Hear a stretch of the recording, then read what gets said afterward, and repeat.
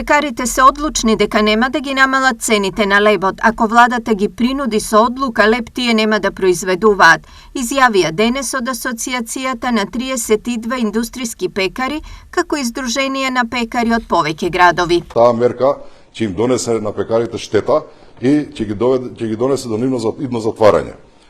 Штетата би изнесувала во зависност од индустријските пекари од големината, би изнесувала од 3 до 15.000 евра на ден.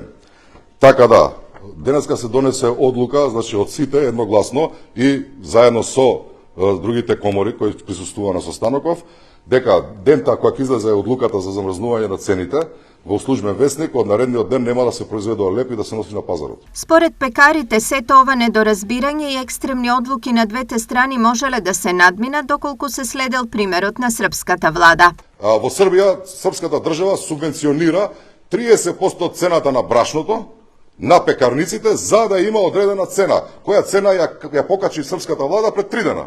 Значи и на тој леб ја покачи, пошто не може да издржи, нели? Електричната енергија се качи и така натаму, така натаму.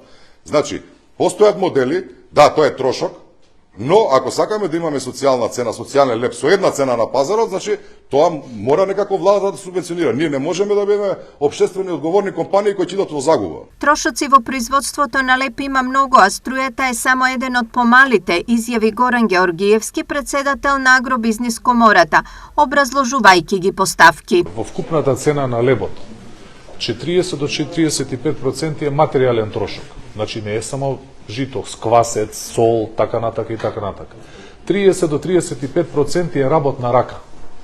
10% е енергија и околу 15% се останати трошоци, кредити, пакувања, лизинзи и така натака.